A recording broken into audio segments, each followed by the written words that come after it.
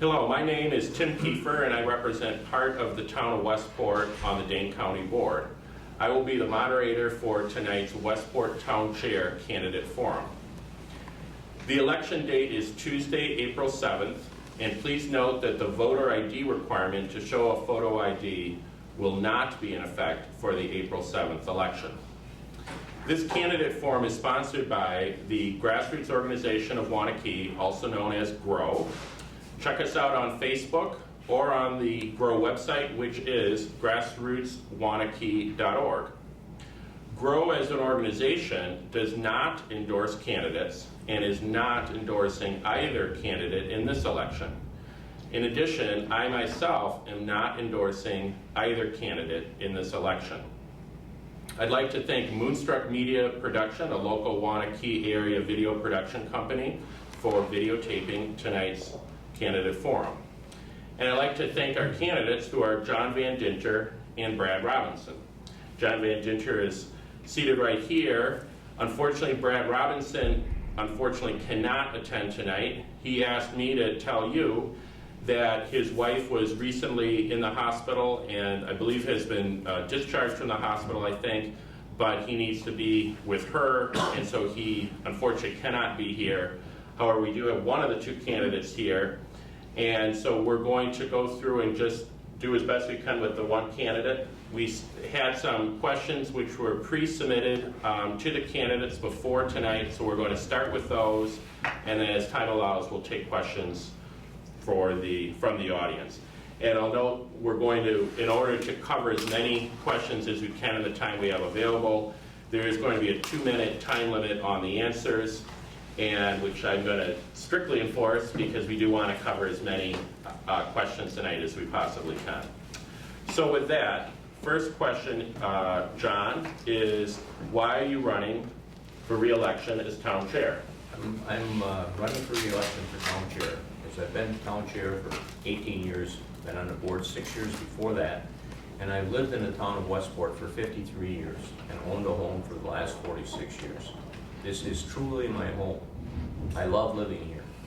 Whenever I've experienced a personal tragedy or problems in my life, it's been the neighbors from Waunakee and Westport who are there to support me and my family.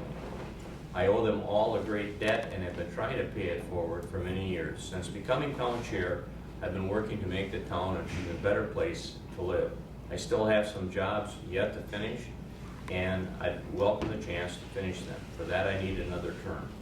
I'm going to read for you some of the things that we have going that are not yet finished. We need to guide infill development between Westport and Waunakee. There's an addition coming into Carriage Ridge and the new Bunbury development, making a tremendously positive, environmentally friendly transition between Waunakee and Westport. There's a portion of Bishop's Bay development in Westport that will help secure our western borders. Middleton will not be able to annex from that direction once some of the homes get built. We're rebuilding some large areas of prairie in Bishop's Bay development and at least 50 more acres on Holy Wisdom Monastery land. This will reduce runoff and sediment getting into the Lake Mendota and the downstream lakes and protect the Westport properties on the north shore of Lake Mendota. We need to complete the planned link between Waunakee and Westport water systems to greatly improve emergency support to both communities at practically no cost to either. We are working to pay off the loan on our municipal water system. It's real interesting. We're going to pay it off 2 years early, actually about 5 years early. We're going to save $12,000 by doing it now, and we've cut our rates twice. Also, we need to complete the North Mendota Bike Path Trail, which will take place in the next 2 years. I have knowledge of the community and resources, so I'm able to direct community members to the help that they need. And the next question, before we move on to that question, is the audio clear on the video? Mm-hmm. Yeah, okay. So as we move on to the next question, what education, experience, and skills do you have that you believe qualifies you to serve as town chair? I graduated from St. Norbert College in New Pier with a degree in chemistry and physics. Taught school for 6 years at Wanakee and taught 5 years at Holy Wisdom Monastery. Went to graduate school at UW, went to the University of North Dakota National Science Foundation grant, and went to the University of Louisville and took a graduate course in police staff and command. I retired from the Dane County Sheriff's Department after working for them for 25 years. I was executive captain and had extensive training and education in leadership management and budget. I've had home ownership in Westport since 1969. I've done 9 years with Dane County Lakes and Watershed Commission. Spent 20 plus years on the medical advisory subcommittee of the Dane County EMS, and 37 years as a volunteer with Wanakee Area EMS, and it's one of the last volunteer services in the county. And I have over 2,000 calls completed, so I've been in an awful lot of homes and been there to help people when they were in a lot of trouble. I was selected and served on the 2002 Olympics medical team in Salt Lake City. Did a medical mission to Kazakhstan in 1997. I'm a permanent member of the Marcella Pendle Schumacher Charitable Trust and in Holy Wisdom Monastery, Friends of Wisdom Prairie Council President-elect. I've fought 5 floods in Westport since 1993, and I've completed numerous FEMA courses in disaster relief and disaster planning. Thank you. Next question. First, I'll read the pre-submitted question. I'm going to give you a little update on a new development on that. The pre-submitted question was, what is your position on the North Mendota Parkway, and would you support using town funding to pay for part of the cost for the North Mendota Parkway? This question is actually slightly outdated already because it was based on a possibility I've been working on actually of the state government in the state budget potentially funding a $500,000 engineering study for North Mendota Parkway and seeking a local match of 10% of that, which would be shared between the county, the town, and the village. However, I learned on Friday that due to whatever happened in the state capitol, that has now been cut out of the budget. So that's no longer, unfortunately, going to happen. So I'm just going to bring it up to a little bit more of a general question. Is North Mendota Parkway, where are we going with it, and what's your position on it? I still think we need to push the state, and I understand that it may have been cut from the budget. I think we need to push the state and push them hard. I think we need to also push the county hard. As you know, Westport was willing to contribute to the $50,000 that the county had talked about, and you and I have been talking through Don Wilson about that. We need to do something to get the traffic off of the local roadways. And most of that traffic that would be going on North Mendota Parkway is like traffic on them. It's going on, and it's not coming from us. If you look at where it's coming from north and northeast particularly.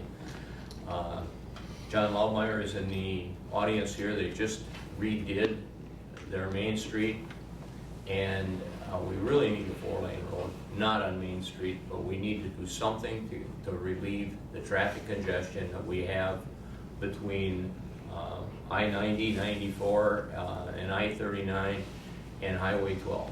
And I think we have to keep on pushing until something gets done about that. And it doesn't surprise me that they cut it out of the budget at all, but as I say, I think we need to keep it moving forward, or try to keep it moving forward. We've spent an awful lot of money on it and an awful lot of time already on the North Mendota Parkway and the planning that we did locally with our partners, and I think it just has to come, the sooner the better. And the next question, what is your position on the Wisconsin Scaryland haunted house business on Highway M? We're getting real local on these local issues here. So not too many political races where the haunted house is an issue, but so what's your position on the Wisconsin Scaryland haunted house? Just for everybody, in case you haven't been following, during the 2014 Halloween season, Westport Town Board and the Wanakee Village Board allowed, and this Village Board's involved in this because it's in their extraterritorial zoning, allowed a short-term opening of the Scaryland haunted house with very tight restrictions on it. There were a lot of people who were concerned about all the horrible things it might do. There were no problems or any complaints about the business during or after their open period. In fact, there were people saying, when's it going to open, when it was up and operating.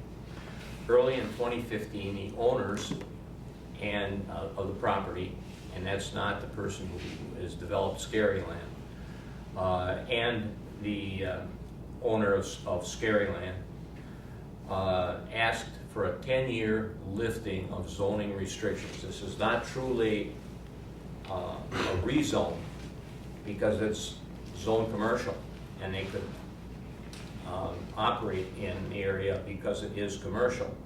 But it was restricted so tightly, it was restricted to the stop and go that was there. And the furnace company that was there was restricted that tight, and they needed the restriction lifted.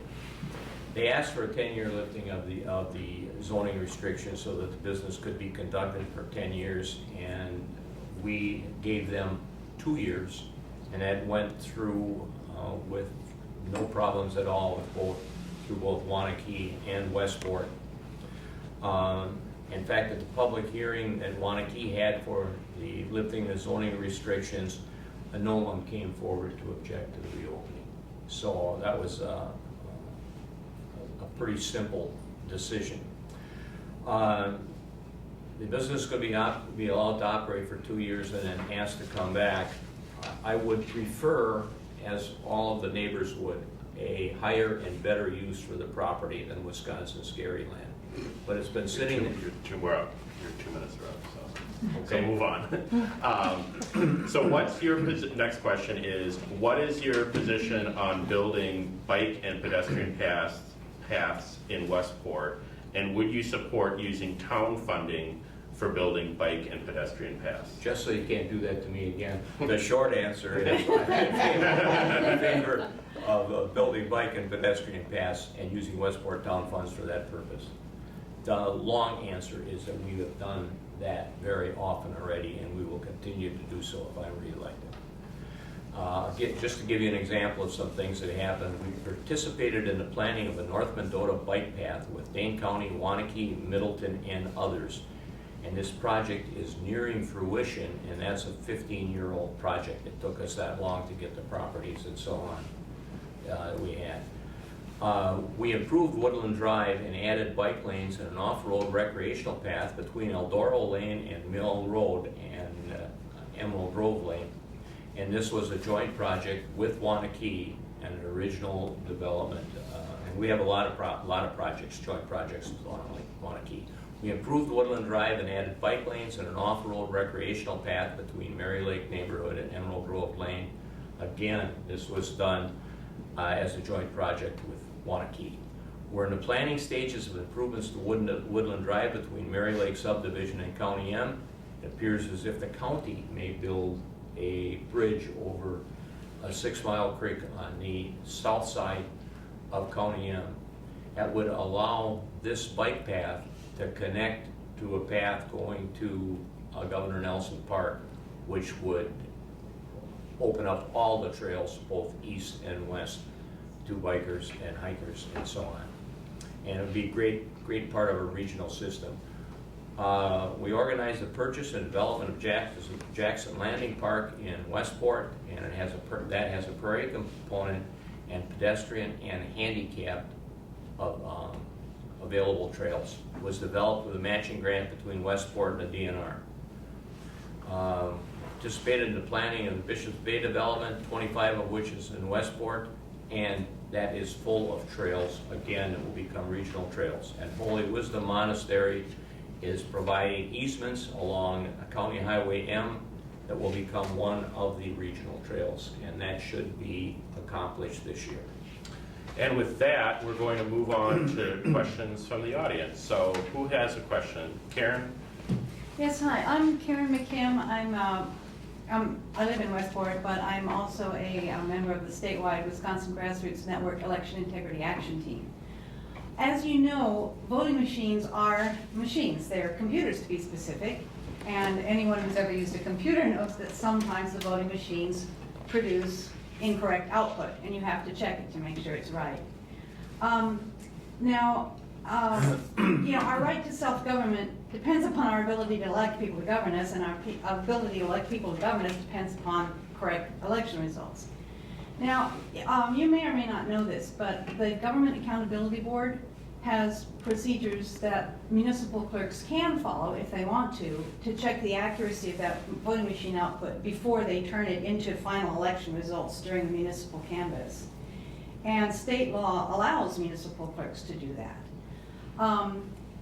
GAB's procedures for that post-election audit that they provide to municipal clerks who want to follow them are not the most efficient in the world. And our citizens group is working on post-election audit procedures that could be used to make sure that output is correct before the municipal canvass certifies it.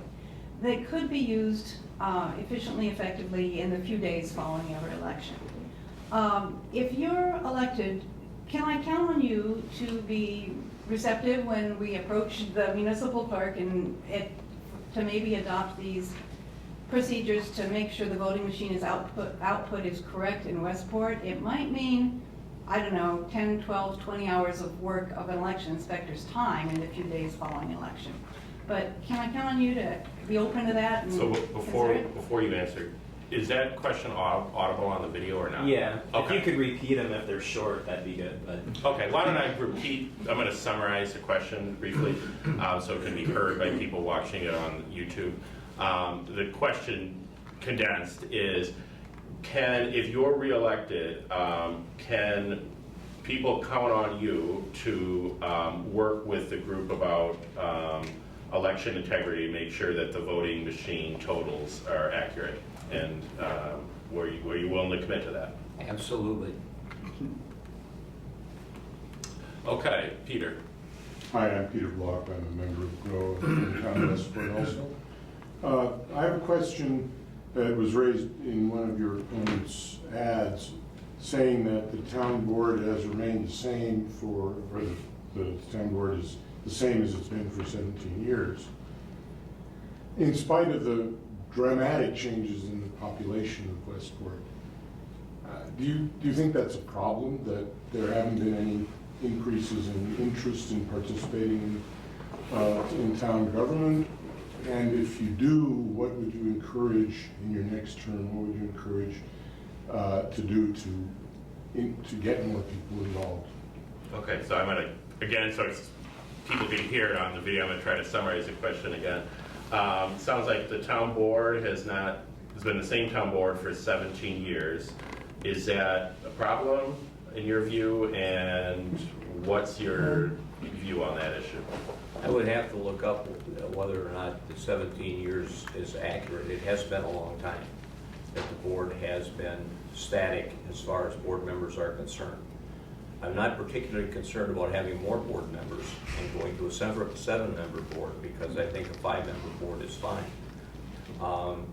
I'd encourage any time somebody wants to run for the position to run for the position. And as you well know, Peter, we put people on committees that serve the town specifically for that purpose, with the idea of hoping some of them will become interested and want to run for a board position. And I would do anything possible to encourage people to run for a board position. However, if you have a board that is working and it's working well, and people don't have complaints, I also don't see a reason for changing that group of people if they're doing what the citizens want. My daddy told me when I was just a wee bairn, son, if it ain't broke, don't fix it. And I haven't seen a need to fix it. There was a time we had some difficulty with a town board chair, and the person ultimately left. Okay, next question. If there are any additional questions. Any more questions from the audience? Okay, well with that, do you want to take just a minute for a few final words before we wrap up? think I've said just about everything that I want to say. I would appreciate people's vote. I think I've done a good job as far as the town is concerned. We have either the third or fourth lowest taxes in the county, and we have plenty of our services, and it happens rapidly. We have virtually no debt. In fact, one of the last pieces of debt will be paid off.